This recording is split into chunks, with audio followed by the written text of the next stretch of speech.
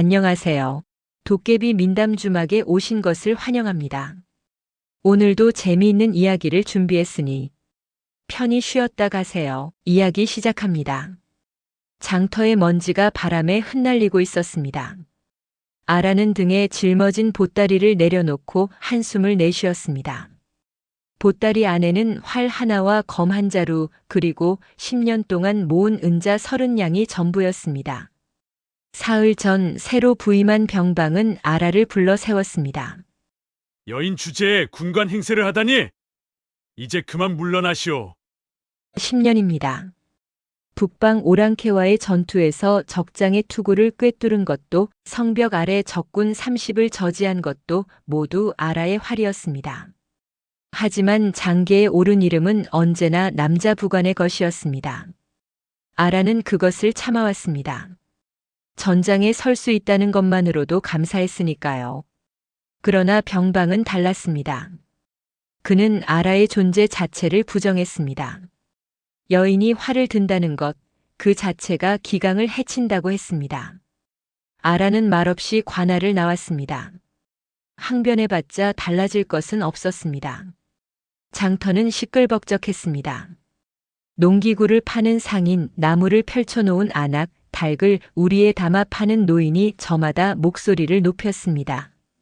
아라는 그 사이를 천천히 걸으며 어디로 가야 할지 생각했습니다. 고향은 이미 10년 전에 떠나왔고 돌아갈 곳은 없었습니다. 그때였습니다. 이놈! 허가도 없이 품을 팔아? 감히 관의 규칙을 어기고! 우렁찬 고함 소리가 장터 한쪽에서 터져 나왔습니다. 사람들이 우르르 몰려들었습니다. 아라도 본능적으로 그쪽을 바라봤습니다. 한 사내가 땅바닥에 쓰러져 있었습니다. 그의 옆에는 대패와 끌 먹줄이 흩어져 있었습니다. 목수였습니다. 사내는 피투성이 얼굴로 고개를 들지 못한 채 웅크리고 있었습니다. 그 위에 서 있는 자는 이방 장문팔이었습니다. 그는 비단 두루마기를 걸치고 허리춤에 관인을 찬 채 사내를 내려다보며 비웃고 있었습니다. 넌 나한테서 벗어나지 못한다고 몇 번을 말하지? 좋은 말로 할 때 물건 어디 있는지 당장 말해! 장문팔의 뒤에는 아전 둘이 서 있었습니다. 그들은 몽둥이를 들고 세운을 에워싸고 있었습니다. 세운은 고개를 숙인 채 아무 말도 하지 않았습니다. 아라는 그 모습을 보며 멈춰 섰습니다. 얼굴은 피범벅이라 알아보기 어려웠지만 구부정한 어깨와 거칠게 굳은 손, 그리고 옷깃에 묻은 톱밥이 눈에 들어왔습니다. 아라의 숨이 잠시 멎었습니다. 3년 전이었습니다. 아라는 변방 전투에서 화살 3대를 맞고 쓰러졌습니다. 적진 깊숙이 들어갔다가 아군이 후퇴하는 바람에 홀로 남겨진 것입니다.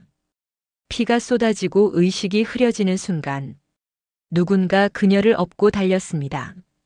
낯선 사내가 그녀를 방 안에 누이고 천으로 지혈을 했습니다. 그는 밤새 불을 지폈습니다. 땔감이 떨어지자 자신의 연장 상자를 쪼개 불을 살렸습니다. 아침이 되자 아라의 열이 내렸고 사내는 죽 한 그릇을 끓여 먹였습니다. 누구신지 여쭐 수 있습니까? 아라가 물었을 때 사내는 고개를 저으며 웃었습니다. 그저 지나가던 목수입니다. 부디 몸조리 잘하십시오. 아라가 다시 깨어났을 때 사내는 이미 떠나고 없었습니다. 남은 것은 깨끗하게 빨아놓은 옷가지와 새로 깎아놓은 활깍지뿐이었습니다. 그때 그 사내가 지금 눈앞에 있었습니다. 은 30냥을 내지 못하면 오늘 여기서 죽는다! 장문팔의 목소리가 차갑게 떨어졌습니다. 세우는 고개를 들지 못한 채 가만히 있었습니다. 주변 사람들은 수군거리기만 할 뿐 아무도 나서지 않았습니다. 아라는 보따리를 풀었습니다. 그 안에서 천에 쌓인 은자 주머니를 꺼냈습니다. 10년 동안 모은 전부였습니다. 손이 떨렸습니다. 하지만 아라는 주저하지 않았습니다. 그녀는 사람들 사이를 헤치고 앞으로 나갔습니다. 장문팔이 고개를 돌렸습니다. 누구냐? 지나가는 자입니다. 아라는 은자 주머니를 장문팔 앞에 내밀었습니다. 여기은 30냥이 있습니다. 이것으로 저 사람을 놓아주십시오. 장문팔은 눈을 가늘게 떴습니다. 그는 천천히 주머니를 열어 은자를 세어봤습니다. 정확히 30냥이었습니다. 그는 비웃으며 은자를 품에 넣었습니다. 좋아, 데려가거라. 장문팔은 손을 휘저으며 아전들을 물렸습니다. 그들은 세운을 한 번 더 걷어찬 뒤 물러났습니다. 사람들은 웅성거리며 흩어지기 시작했습니다. 아라는 세운에게 다가가 그를 일으켰습니다. 세운은 고개를 들었습니다. 피로 범벅된 얼굴이었지만 그의 눈은 여전히 온화했습니다. 그는 아라를 보며 잠시 멈칫했습니다. 당신은 말씀하십시오. 일단 이곳을 떠나야 합니다. 아라는 세운의 팔을 붙들고 장터를 빠져나갔습니다. 장문팔의 시선이 등 뒤에 꽂혔지만 그녀는 뒤돌아보지 않았습니다. 세운은 비틀거리며 그녀를 따랐습니다. 장터 끝 숲이 시작되는 곳에서 아라는 멈춰 섰습니다. 세운은 나무에 기대어 거친 숨을 몰아쉬었습니다. 아라는 허리춤에서 천 조각을 꺼내 그의 얼굴을 닦아줬습니다. 괜찮으십니까? 세운은 천천히 고개를 끄덕였습니다. 그는 아라를 바라보며 희미하게 웃었습니다. 저를 기억하십니까? 세운은 고개를 끄덕였습니다. 3년 전 인연이 있는 분이시군요. 세운은 눈을 감았습니다. 그의 입가에 미소가 번졌습니다. 두 사람은 잠시 말없이 서 있었습니다. 바람이 불어와 나뭇잎을 흔들었습니다. 아라는 세운의 상처를 살폈습니다. 깊지는 않았지만 제대로 치료하지 않으면 곪을 것 같았습니다. 제가 아는 곳이 있습니다. 거기서 상처를 치료하십시오. 세운은 고개를 들었습니다. 죄송합니다. 저 때문에 은자를 모두 쓰셨는데. 괜찮습니다. 아라는 짧게 말했습니다. 그녀는 세운의 팔을 잡고 산길로 접어들었습니다. 세운은 더 이상 묻지 않았습니다. 두 사람은 말없이 숲속으로 걸어 들어갔습니다. 해가 서쪽으로 기울고 있었습니다. 산길은 험했지만 아라는 익숙한 발걸음으로 앞서 나갔습니다. 세운은 그녀의 뒤를 따르며 가쁜 숨을 몰아쉬었는데 얼굴의 상처에서 흘러내린 피가 옷깃을 적시고 있었습니다. 해가 완전히 넘어가기 전에 도착해야 했기에 아라는 걸음을 멈추지 않았습니다. 1시경쯤 지났을 때 작은 암자가 모습을 드러냈습니다. 폐사가 된 지 오래되어 지붕 한쪽이 무너져 있었고 마당에는 잡초가 무성했지만 벽은 아직 튼튼해 보였습니다. 아라는 세운을 방 안으로 들였습니다. 그녀는 보따리에서 천 조각과 약초 몇 가지를 꺼냈는데 늘 전장에 나갈 때 지녔던 것들이었습니다. 세운은 벽에 기대어 앉으며 천천히 숨을 고르기 시작했습니다. 아라는 그의 얼굴에 묻은 피를 닦아냈습니다. 이마와 광대뼈 부근에 멍이 들어 있었고 입술이 찢어져 있었지만 다행히 뼈가 부러진 곳은 없어 보였습니다. 약초를 으깨어 상처에 바르는 동안 세운은 인상을 찌푸리면서도 소리 하나 내지 않았습니다. 장문팔에게 맞을 때도 그랬고 지금도 그러했습니다. 아라는 그가 왜 그토록 참고 견디는지 궁금해 물었습니다. 상처를 다 치료하고 나서야 세운이 천천히 입을 열었습니다. 그의 목소리는 낮고 쓸쓸했습니다. 저항하면 더 큰 화가 미칠 것을 알았기 때문입니다. 장문팔은 제가 포기하기를 바라고 있으니까요. 세운은 자신의 이야기를 들려주었습니다. 4년 전 세운은 한양에서 목수일을 배웠는데 그의 스승은 도편수였고 궁궐 건축에도 참여했던 인물이었습니다. 스승은 은퇴 후 고향에 물러나 조용히 살려 했지만 장문팔은 스승의 땅을 탐냈습니다. 스승은 땅을 지키려 하였지만 비옥한 논이 10여 마직이나 되는 땅에 눈이 먼 장문팔은 문서를 조작했습니다. 스승이 관에 빚을 졌다는 거짓 장부를 만들어 땅을 압류하였고 스승은 결백을 주장했지만 그 누구도 늙은 목수의 말은 믿지 않았습니다. 오히려 관에 대든다는 죄목이 더해졌고 결국 옥에 갇혔습니다. 스승은 옥중에서 석 달을 버텼고 어느 날 밤 옥졸 하나가 몰래 찾아왔습니다. 스승이 마지막 힘을 다해 무언가를 적은 책을 건네주었다는 것이었습니다. 그 책에는 장문팔이 조작한 문서의 내용과 실제 거래 내역이 모두 기록되어 있었습니다. 이틀 후 스승은 돌아가셨습니다. 옥중에서 병을 얻었다고 했지만 세훈은 장문팔이 손을 썼다는 것을 알고 있었습니다. 그날 이후 그는 책을 품에 안고 도망쳤고 장문팔은 그 책의 존재를 알고 있었기에 그의 제자인 세훈을 끝까지 쫓아왔습니다. 오늘도 그랬습니다. 세훈이 이 고을에 나타났다는 소식을 듣고 일부러 트집을 잡은 것이었습니다. 아라는 세훈의 어깨에 손을 얹었습니다. 그의 몸이 미세하게 떨리고 있었습니다. 아라는 상처에 약초를 다 바른 후 천으로 이마를 감싸주었습니다. 세훈은 그런 아라를 바라보며 물었습니다. 30냥은 큰 돈이었을 텐데 왜 저를 구해주셨습니까? 아라는 잠시 생각하다가 대답했습니다. 저도 잘 모르겠습니다. 다만 당신이 쓰러져 있는 것을 보고 그냥 지나칠 수 없었습니다. 그녀는 보따리를 베고 누웠습니다. 밤하늘에는 별이 총총히 박혀 있었고 바람이 암자 사이로 스며들어왔습니다. 세훈도 벽에 기대어 눈을 감았습니다. 한동안 둘 사이에는 침묵만이 흘렀습니다. 그러다 아라가 천장을 바라보며 천천히 말했습니다. 자신은 10년 동안 활로 싸웠다고. 오랑캐와 싸울 때마다 자신이 쏜 화살이 적을 쓰러뜨렸지만 장계에 오른 이름은 늘 다른 이의 것이었다고 했습니다. 여인이라는 이유만으로 그랬습니다.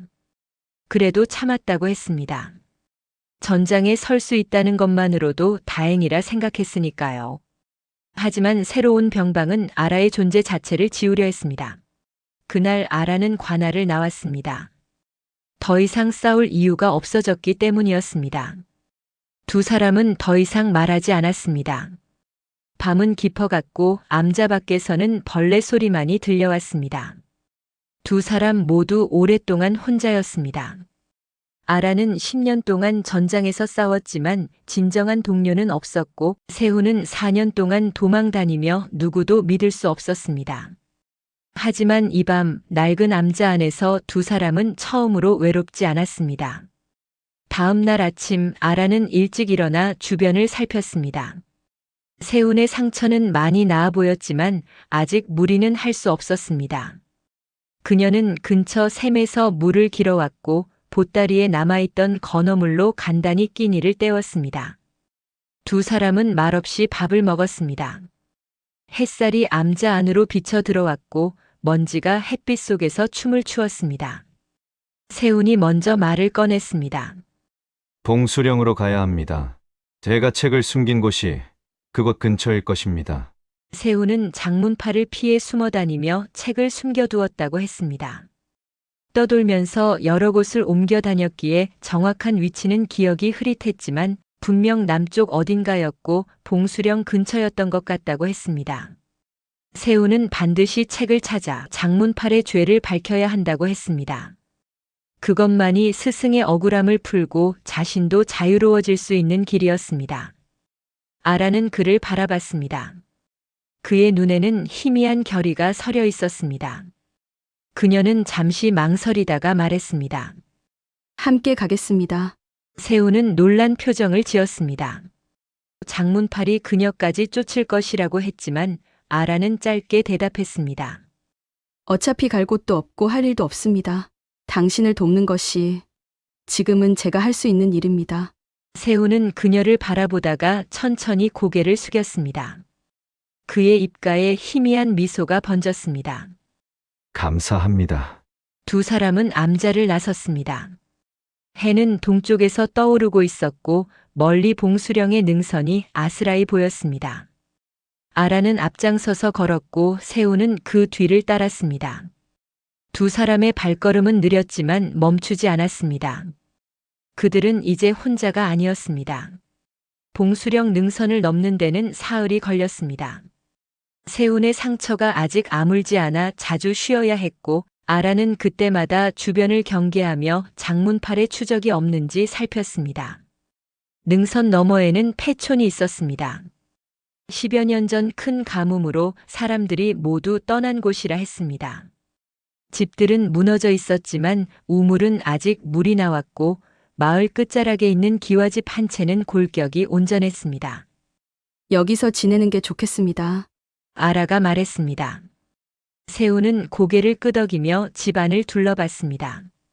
지붕 한쪽이 무너져 있었고 문짝은 떨어져 나갔지만 고치면 살만했습니다. 두 사람은 그날부터 집을 고치기 시작했습니다.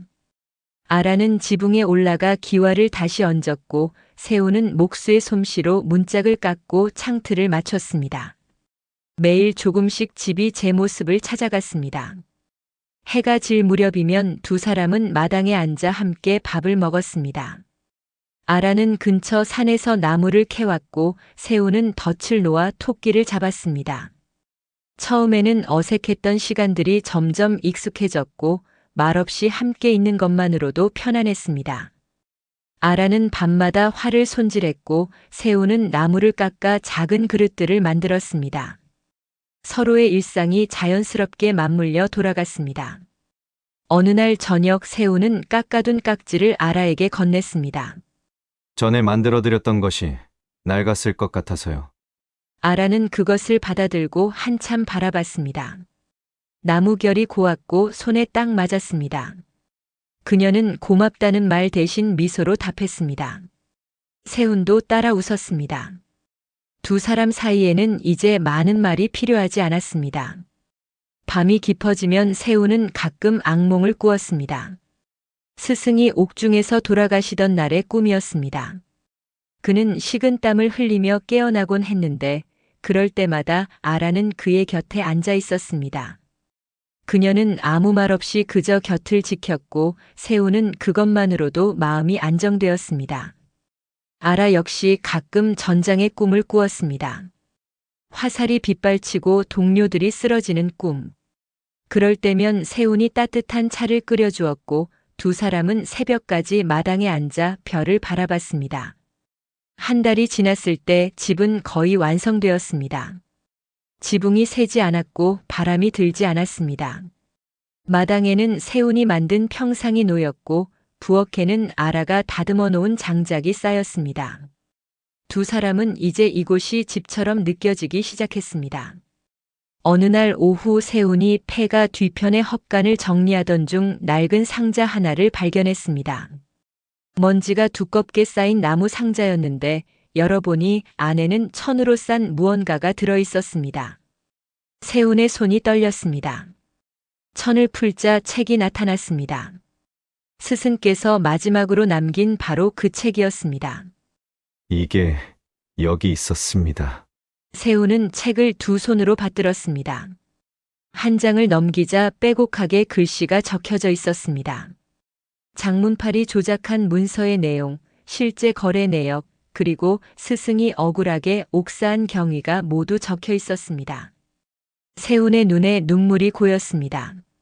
4년을 찾아 헤맸던 것이 바로 여기 자신들이 머물고 있던 이곳에 있었던 것입니다. 아라가 다가와 책을 살폈습니다. 세월이 지나 색이 바랬지만 글씨는 또렷했습니다. 이것이 있으면 장문팔의 모든 죄를 드러낼 수 있었습니다. 하지만 동시에 위험도 시작된다는 것을 두 사람은 알고 있었습니다. 이제 어찌하시겠습니까? 아라가 물었습니다. 세훈은 책을 가슴에 품으며 대답했습니다. 형조에 고해야 합니다. 하지만 장문팔의 손이 닿지 않는 방법을 찾아야 하기에 두 사람은 밤새 의논했습니다. 직접 형조로 가기에는 너무 위험했습니다. 장문팔이 길목을 지키고 있을 것이기 때문입니다. 결국 아라가 방법을 제시했습니다. 봉수령에서 30리 떨어진 곳에 옛 동료가 살고 있습니다. 그는 지금 관군 소속이었고 믿을 만한 사람이었습니다. 그를 통해 형조로 밀서를 전하면 된다고 했습니다. 이틀 후 아라는 홀로 길을 떠났습니다. 세훈은 폐촌에 남아있기로 했습니다. 혹시라도 장문팔의 추적이 있을 때를 대비해서였습니다. 아라는 책의 내용을 베껴 적은 문서를 품에 넣고 검을 차고 산을 넘었습니다. 그녀의 발걸음은 빨랐지만 조심스러웠습니다. 사흘 후 아라는 돌아왔습니다. 그녀는 성공했다고 했습니다. 옛 동료가 밀서를 받아 형조로 직접 전달하겠다고 약속했고 형조에서도 은밀히 조사를 시작할 것이라 했습니다. 세훈은 처음으로 안도의 한숨을 내쉬었습니다. 4년 동안 짊어졌던 짐이 조금씩 내려가는 것 같았습니다. 그날 밤 두 사람은 마당에 누워 달을 바라봤습니다. 세훈이 조용히 말했습니다. 이 모든 게 끝나면 저는 여기서 계속 살고 싶습니다. 아라는 그를 바라봤습니다. 세훈은 계속 말했습니다. 아라, 어르신과 함께요. 아라는 하늘을 바라보다 미소 지었습니다. 그녀는 오랫동안 혼자였습니다. 누군가와 함께 산다는 것, 그것이 이렇게 편안한 일인지 이제야 알았습니다. 생각해보겠습니다. 그녀가 대답했습니다. 하지만 그녀의 목소리에는 이미 답이 담겨 있었습니다. 달빛이 두 사람을 비추고 있었습니다. 형조의 밀서가 전달된 지 열흘이 지났습니다.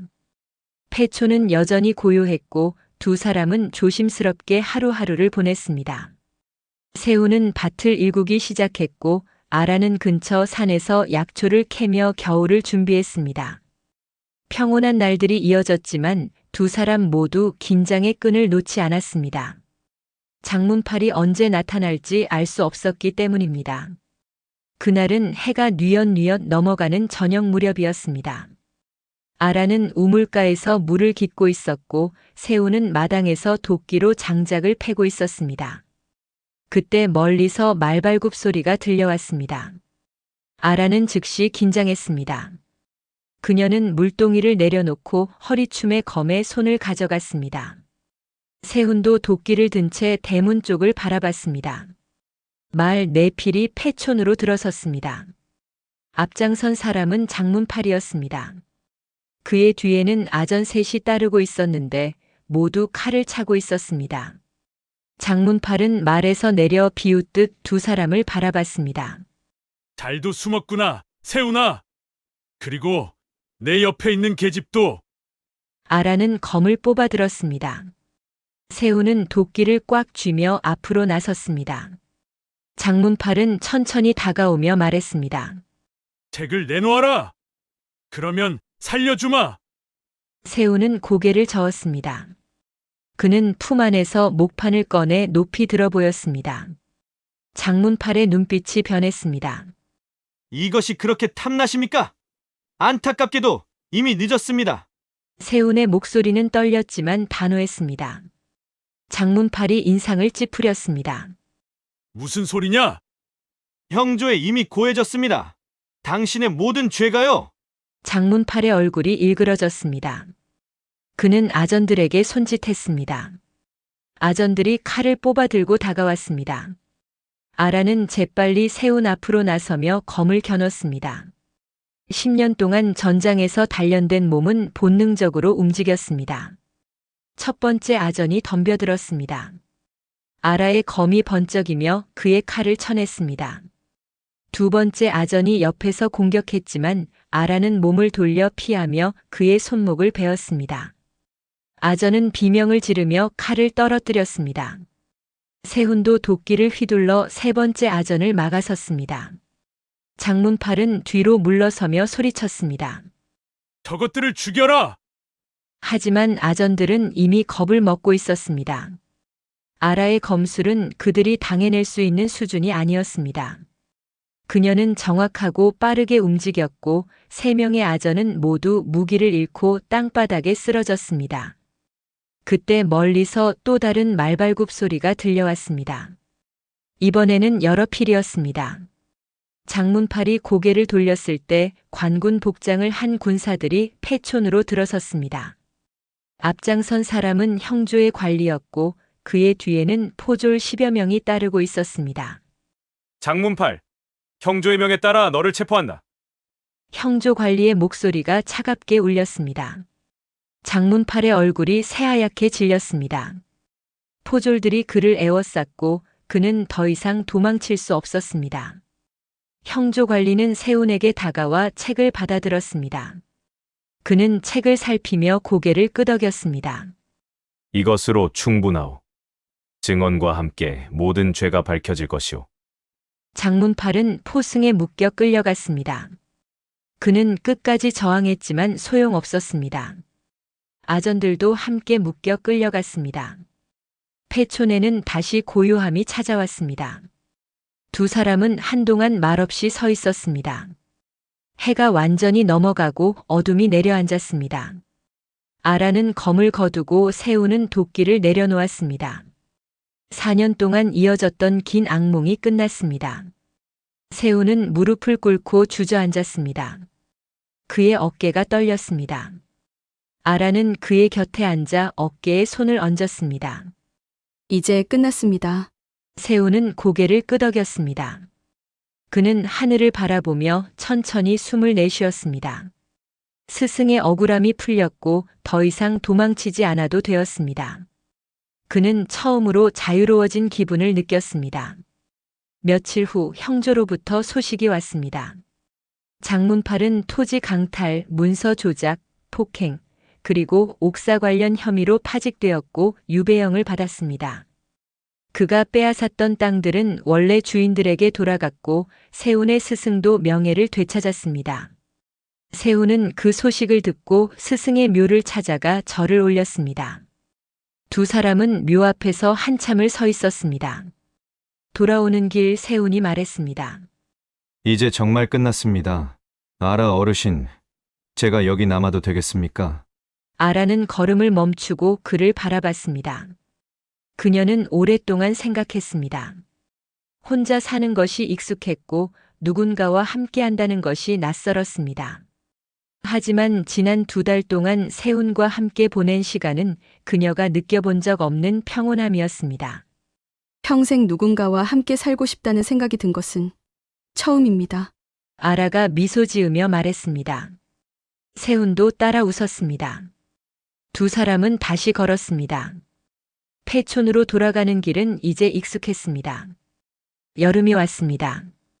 패촌에는 새 물길이 흘렀고 두 사람이 일군 밭에서는 푸른 싹이 돋아났습니다. 세훈은 집 뒤편에 작은 작업실을 만들어 다시 목공 일을 시작했고 아라는 근처 마을에서 사냥꾼으로 일하며 생계를 보탰습니다. 저녁이 되면 두 사람은 마당에 앉아 함께 밥을 먹었고 밤이 되면 평상에 누워 별을 보았습니다. 어느 날 저녁 세훈이 새로 만든 활을 아라에게 건넸습니다. 10년 동안 쓰셨던 활이 낡아서요. 새로 만들었습니다. 아라는 활을 받아들고 시위를 당겨봤습니다. 완벽한 균형이었습니다. 그녀는 고맙다는 말 대신 세훈의 손을 잡았습니다. 세훈도 그녀의 손을 꽉 쥐었습니다. 두 사람은 말없이 서로를 바라봤습니다. 우리 잘 살아봅시다. 세훈이 말했습니다. 아라는 고개를 끄덕였습니다. 두 사람은 이제 시대에 밀려난 자가 아니었습니다. 서로의 삶을 메우며 새로운 세상을 만들어가는 사람들이었습니다. 봉수령 패촌에는 연기가 피어올랐고 두 사람의 웃음소리가 울려 퍼졌습니다. 오늘 밤도 저희 이야기 속에서 편안한 쉼을 얻으셨기를 바랍니다. 다음 이야기가 궁금하시다면 언제든 다시 주막을 찾아주세요. 감사합니다.